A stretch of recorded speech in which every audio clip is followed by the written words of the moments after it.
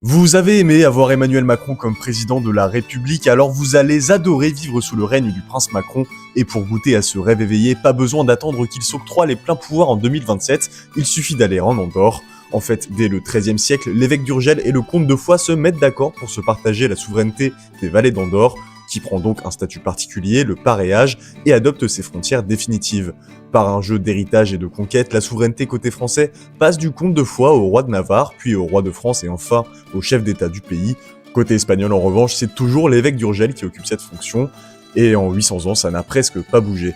En fait, ce statu quo convenait à tout le monde et surtout, c'est un territoire isolé, montagneux, pauvre et faiblement peuplé, bref, pas intéressant économiquement et stratégiquement à conquérir. Tout ça pour dire que derrière Andorre, il n'y a pas vraiment d'histoire révolutionnaire ou indépendantiste comme on aurait pu s'y attendre.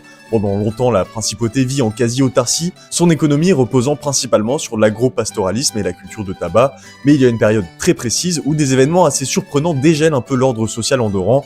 En 1933, l'anarcho-syndicalisme est en pleine effervescence dans la Catalogne voisine, et le projet de construction de la centrale hydroélectrique de la Fassa attire de nombreux ouvriers, souvent étrangers, confrontés à des conditions de travail précaires. Dans ce contexte, les Joves andorrans, groupe influencé par la CNT-FAI espagnole, envahissent le Conseil général d'Andorre et en séquestrent les membres, revendiquant une réforme du système politique dont le suffrage est jusqu'alors limité aux chefs de famille. La révolte est vite matée par la gendarmerie française, mais dès le mois d'août ont lieu les premières élections au suffrage universel masculin.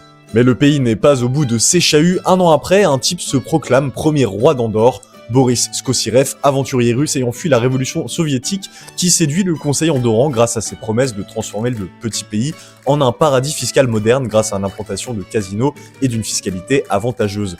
Évidemment, ça ne plaît pas aux coprinces de France et d'Urgell. Seulement 13 jours plus tard, la gendarmerie espagnole arrête le roi Boris Ier, dont le règne succinct, s'il est aujourd'hui plus anecdotique qu'autre chose, aura quand même eu le mérite de proclamer la liberté politique, religieuse et d'opinion.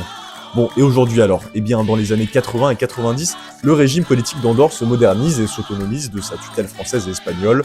Aujourd'hui, le pays vit principalement du tourisme, grâce à des stations de ski et des eaux thermales.